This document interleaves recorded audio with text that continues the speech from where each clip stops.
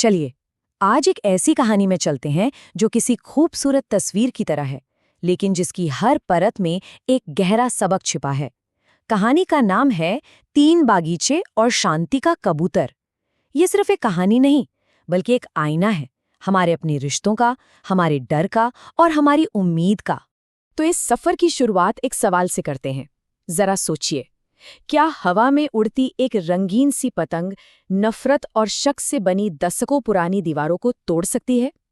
ये सवाल सुनने में जितना मासूम लगता है, उतना ही गहरा है। और यही हमारी आज की कहानी का दिल है। तो कहानी की शुरुआत होती है एक बहुत बड़े तपते हुए रेगिस्तान से। सोचिए, जहां दूर दूर तक उम्मीद की कोई किरण ना हो, लेकिन ठीक उसी रेगिस्तान के बीचों बीच जैसे कोई चमत्कार हो, 3 हरे भरे बहुत ही शानदार बागीचे थे। अब ये सिर्फ बागीचे नहीं थे, पता है, ये तो 3 अलग अलग दुनियाओं जैसे थे।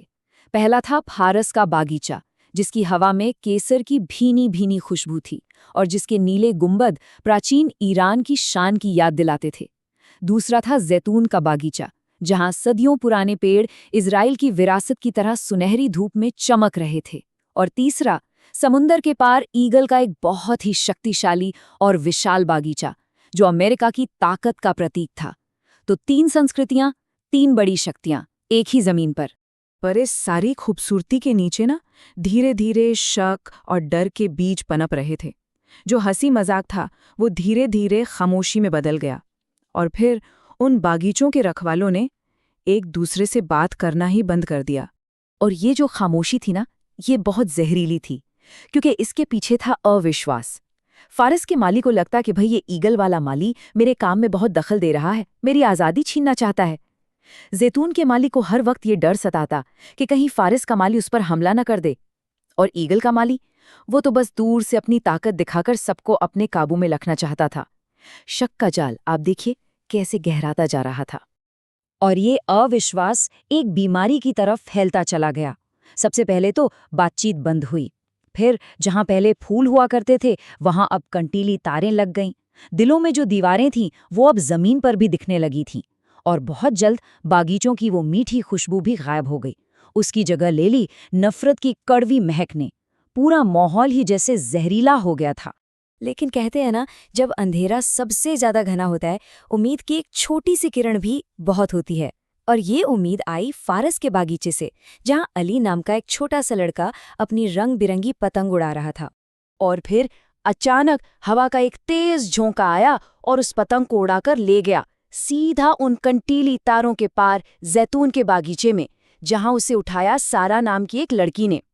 सोचिए जरा, जिस नफरत की दीवार को बड़े बड़े लोग पार नहीं कर पा रहे थे, उसे एक कागज की पतंग ने एक पल में पार कर लिया।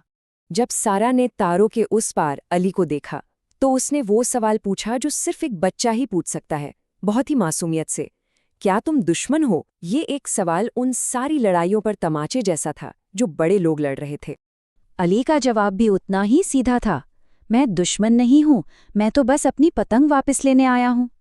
और बस वहीं उन तारों के आर पार 2 बच्चों के बीच एक दोस्ती का पुल बन गया। उन्हें पता चला कि अरे, दोनों को ही पतंग उड़ाना पसंद है, दोनों को ही मीठे अनार अच्छे लगते हैं।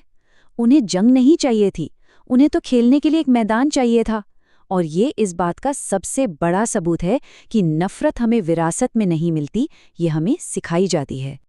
अभी ये मासूम दोस्ती की शुरुआत हो ही रही थी कि अचानक आसमान में एक बड़ा सा साया मंडराने लगा। तीसरे बागीचे का वो विशाल और शक्तिशाली ईगल बिजली की तेजी से आसमान से नीचे उतरा और सब कुछ एक पल में थम सा गया। और बाग के रखवालों ने क्या किया? उन्होंने वही किया जो वो इतने सालों से करते आ रहे थे, डरना और हमला करना। उनकी एक ही आवाज गूंजी, हमला करो! उन्होंने तो पहले ही मान लिया था कि जो भी बाहर से आएगा वो खतरा ही होगा। लेकिन उस नफरत और शोर के बीच एक बच्चे की आवाज ने सबको रोक दिया। अली चिल्लाया, रुको! अगर हम लड़े तो ये सारे खूबसूरत फूल कुचल जाएंगे। ये सिर्फ फूलों की बात नहीं थी, ये इंसानियत, खूबसूरती और जिंदगी को बचाने की एक गुहार थी। एक बच्चे की आवाज ने बड़ों की तलवारों को रोक दिया।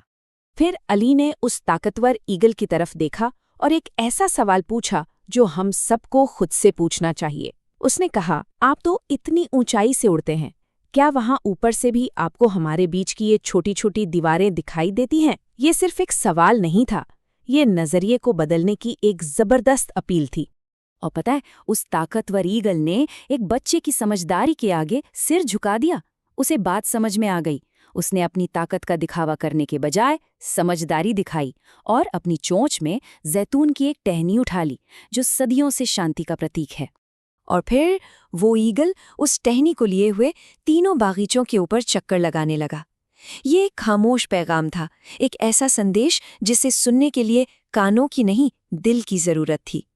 शांति का एक साफ इशारा जिसकी शुरुआत दो बच्चों की मासूमियत ने की थी, और अब पूरा आसमान उसका गवाह बन रहा था। उस एक मंजर ने जैसे मालियों की आंखों पे बंधी नफरत की पट्टी खोल दी। उन्हें अपनी गलती का एहसास हो गया। ईगल के माली ने दखल देना बंद किया और बातचीत की पेशकश की, और फारस और जैतून के मालियों ने भी अपने बीच लगी कंटीली तारों को ढीला करना शुरू कर दिया। ये अंत नहीं था, एक नई खूबसूरत शुरुआत थी। तो आखिर इस कहानी से हमें क्या सीखने को मिलता है? यही कि असली बहादुरी ताकत दिखाने में नहीं है, असली बहादुरी तो हाथ मिलाने और शांति बनाए रखने में है। ये कहानी हमें याद दिलाती है कि दुनिया के बड़ी बड़ी मुश्किलों का हल अक्सर सबसे छोटी और मासूम आवाज़ों में छिपा होता है। बस हमें उन्हें सुनने की